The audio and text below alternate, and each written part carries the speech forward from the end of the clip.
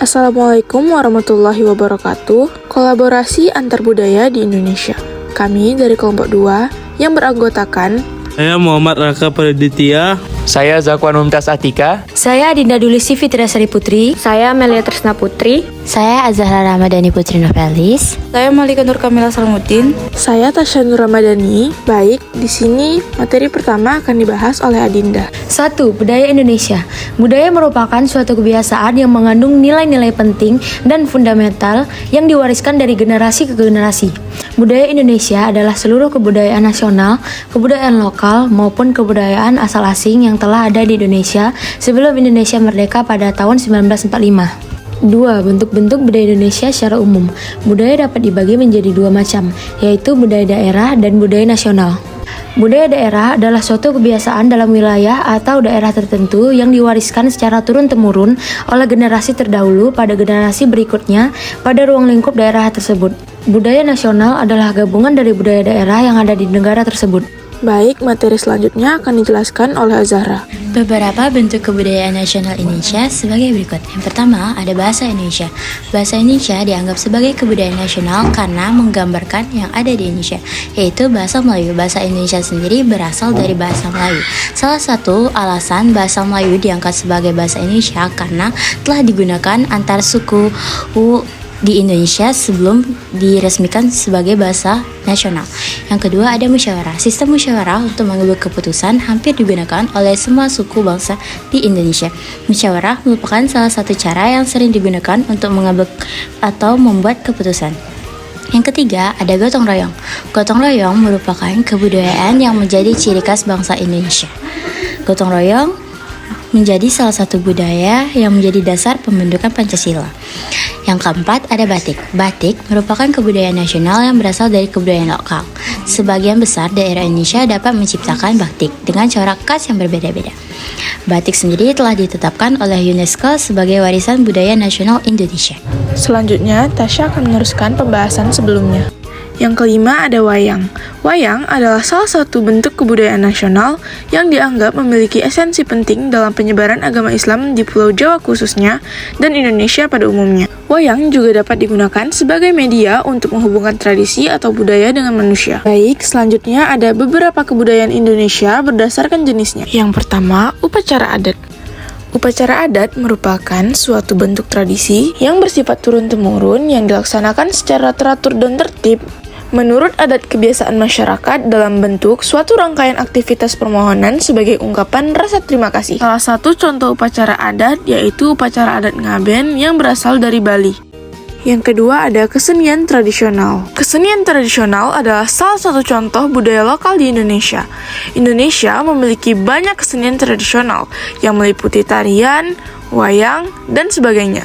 Berikut ini adalah 3 contoh kesenian tradisional di Indonesia. Yang pertama, ludruk dari Jawa Timur. Yang kedua, tari jaipong yang berasal dari Jawa Barat, serta wayang golek yang juga berasal dari Jawa Barat.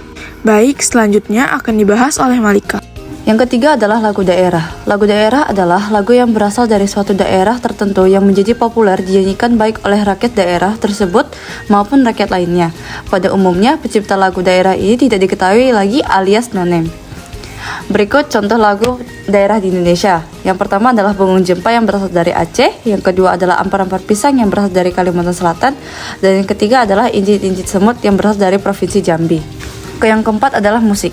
Identitas musik di Indonesia mulai terbentuk ketika budaya zaman berimigrasi ke Nusantara pada abad ketiga dan kedua sebelum Masehi. Musik di Indonesia sangat beragam. Hal ini dikarenakan keanekaragaman suku bangsa di Indonesia sehingga boleh dikatakan seluruh pulaunya memiliki budaya dan seninya sendiri. Indonesia memiliki ribuan jenis musik, kadang-kadang diikuti dengan tarian dan pentas.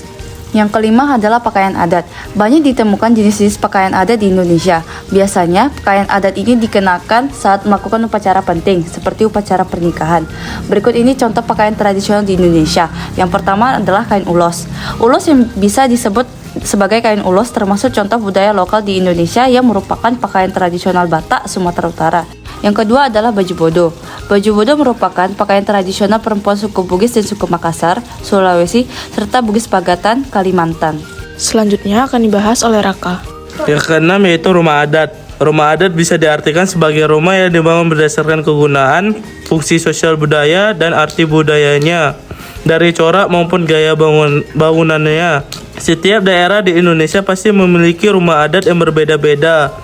Berikut beberapa contoh rumah adat di Indonesia. Yang pertama yaitu rumah Honai yang berasal dari Papua.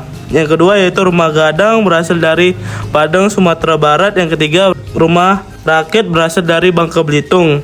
Terus yang ketujuh yaitu makanan. Makanan Indonesia merupakan pencerminan beragam budaya dan tradisi yang besar dan Kepulauan Nusantara.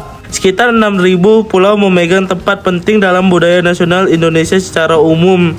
Dan hampir seluruh masakan Indonesia kaya dengan bumbu berasal dari rempah-rempah seperti kemiri, cabai, temu, kunci, lengkuas, jahu, kencur, kunyit, kelapa, dan gula aren, dengan diikuti penggunaan teknik-teknik memasak menurut bahan dan tradisi alat yang terdapat. Pula pengaruh melalui perdagangan yang berasal seperti dari India, Tiongkok, Timur Tengah, dan Eropa. Yang kedelapan yaitu seni sastra. Sastra Indonesia adalah sebuah istilah yang melingkupi berbagai macam karya sastra di Asia Tenggara. Istilah Indonesia sendiri mempunyai arti yang saling melengkapi, terutama dalam cakupan geografi dan sejarah politik wilayah tersebut. Selanjutnya akan dibahas oleh Zakwan. Ada kolaborasi budaya Indonesia.